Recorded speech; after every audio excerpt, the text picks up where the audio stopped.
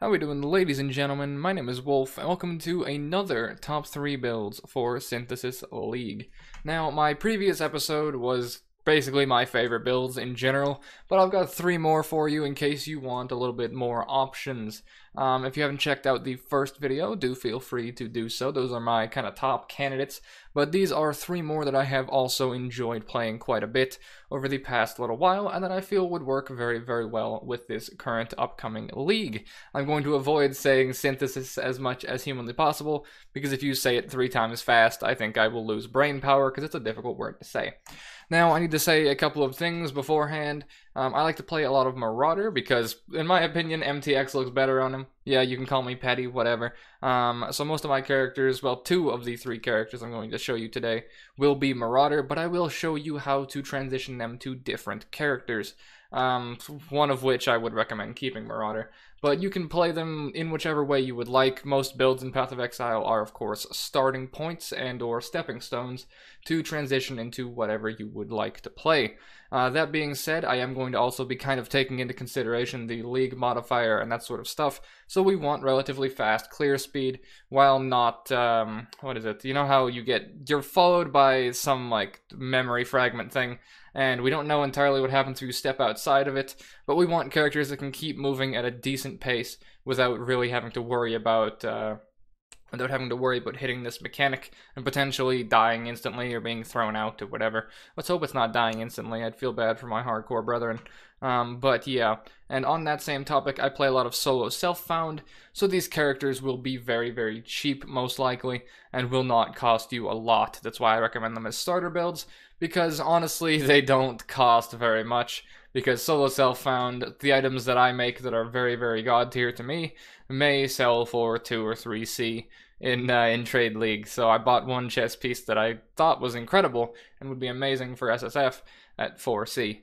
So yeah, you're probably not going to have to spend very much, and if you do enjoy crafting, a lot of this gear, well, all of the gear really, was mostly self-crafted. But that being said, let's get into my first build, which is my Immortal Flame RF Juggernaut. Now, this character is extremely, extremely tanky and very durable.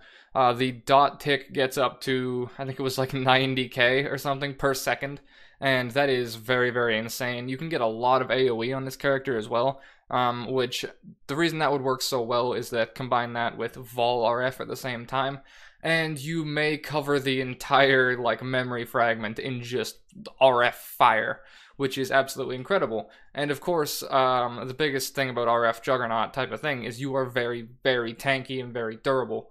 You have Immortal Call going off, you have a ton of endurance charges, a ton of life regen, a lot of just life in general, all these defensive layers. So it should be able to push really far and do very, very long runs without really having to worry. Now, the only problem with RF in this kind of concept would be if some of the, the memory pieces, like the Carcassonne fragments or whatever, have players cannot regenerate life. That would end up being an issue. We don't know just yet. I haven't seen anything like that in my my looks and checking and that sort of stuff. So, should be fine. Should be pretty easy. But it's a little bit of a weird one. Now, you can actually make this character near immortal via just an Elder chess piece, because what you can get is, in my case, I managed to get a Balefire, which is a little bit different, obviously, but it had % max life on kill. Now, that is absolutely incredible for this build, because if everything is coming into your Righteous Fire, or you're running through the area and just, like, burning everything up in 3 seconds or less, then you're going to be getting back 4 to 5% per kill, which means you get a lot of healing, especially if the game throws enemies at you.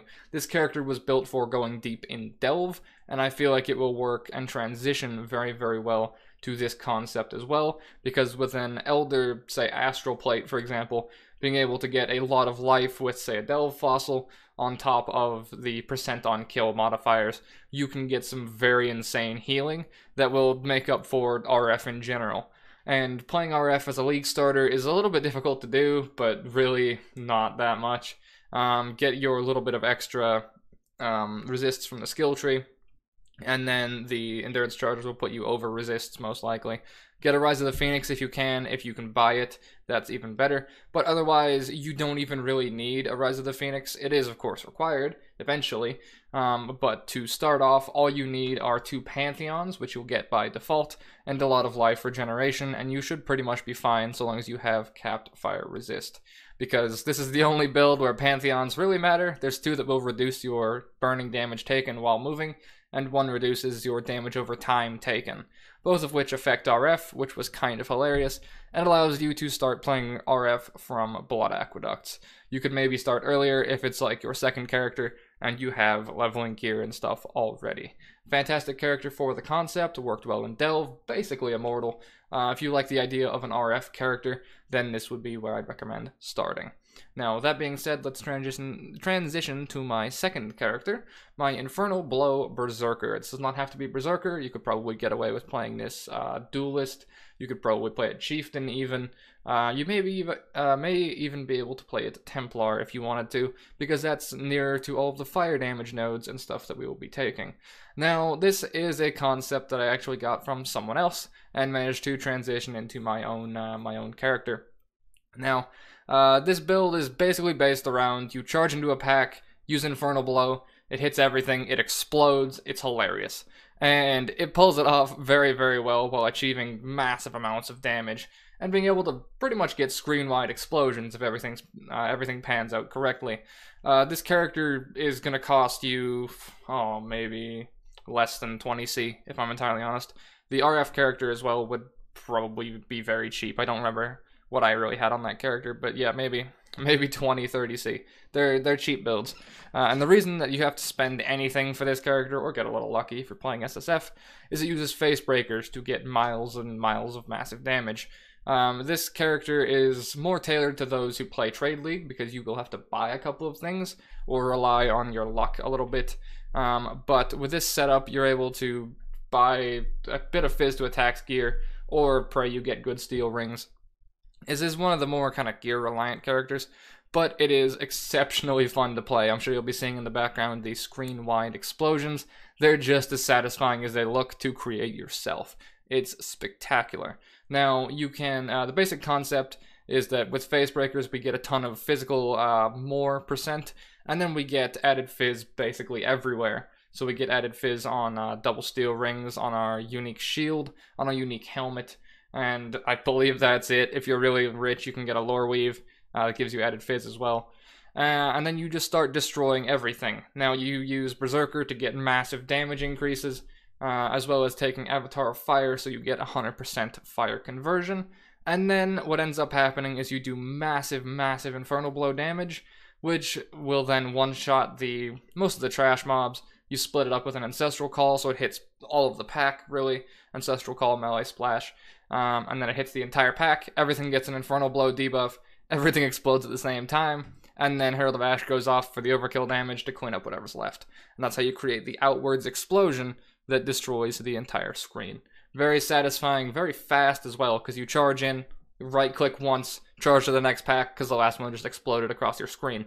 It is extremely fast and extremely, extremely enjoyable, as well as very cheap to do, because you only really need the face breakers, I don't know, double steel rings with added fizz, which is pretty easy to craft, and then the unique helmet and unique shield, both of which are like 2C uniques. They're not really expensive. So yeah, very good starter, would recommend, can clear very fast, and yeah, one of my favorite characters in general. Now, you could play this, Duelist, I believe. Could probably get away with, is it Champion that gives Adrenaline? Probably something like that. You could probably play it Templar as well. Now, that being said, transitioning into my last character is my Magma Orb Elementalist. But this character is all around exceptional, and it's very, very good for those who start in solo self-found, because it's a threshold jewel build.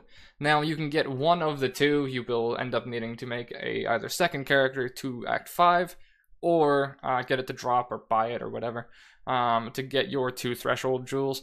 However, Magma Orb is an exceptional skill that can scale very, very high damage without really needing much. It's the same sort of thing as like an arc-based character. Either could work in this sort of concept as well. I haven't played an arc character or like a vol arc character. I probably should. I played a Trapper before, but that was kind of a one-off thing. But this sort of concept of just a high damage spell, high damage base spell will take you very, very far. So long as you can manage to keep your survivability up as you do so. With life on kill, chest piece, and that sort of stuff, this build does exceptionally high innate damage. So like the Magma Orb balls themselves do a lot of damage, which combined with Herald of Ash taking the overkill damage into an explosion, you can start to get some very, very good clear speed. Same sort of concept as Infernal Blow, except you're using very high damage spells on an elementalist that can do a lot of AoE and just a lot of screen clear very effectively. Also, it allows you to move very, very quickly because you're flame dashing all the time. You flame dash, Magma Orb the pack, and you just keep going. You don't really have to stop with this character at all. It chewed through all the way up to like tier 13, 10 to 13-ish without me really caring, and I wasn't using anything expensive. You can get this sort of thing going with 2 basic wands. You just get 2 spell damage base wands, craft spell damage on them, even with just like the bench craft, and you're pretty much fine. If you manage to roll high spell damage, then craft hybrid spell damage, and you're really going. It's not that difficult to do, and this thing was pulling some insane numbers before I even started playing it. Now, Magma Orb does have a very small skill gap, or like a learning curve to it, because you can affect the way the orbs bounce depending on how close to your character you throw them. So you can shotgun them if you throw them farther away, or you can like really closely detonate them all together to make it so that the boss gets hit by like all of the orbs at one time. So this is kind of a build that you can get extra damage out of by learning its mechanics, as opposed to like the RF character where you press like A to turn on your RF and just fucking run.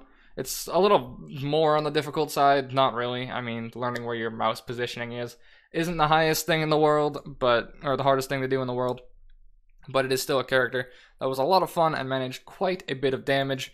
If you enjoy playing spellcasters, look at something like this, or potentially something in the Volark area.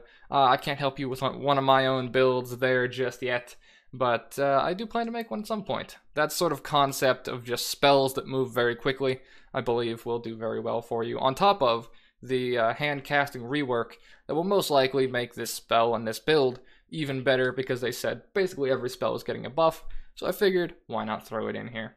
But that's going to be all from me. I hope you guys did enjoy, and I hope I helped you pick a starter build for the current Synthesis League. I didn't butcher that time. I'm impressed with myself too. But that's going to be all from me, and as always, take care, gentlemen. Thanks for making it to the end of my video. If you enjoyed it, take a look at the 2 pieces of content you're seeing on screen right now. If you wouldn't mind, you can click that big red button and see more updates from me. And if you want to go even further than that, then you can take a look in the description to find my new Patreon link. You boys gotta keep the lights on somehow.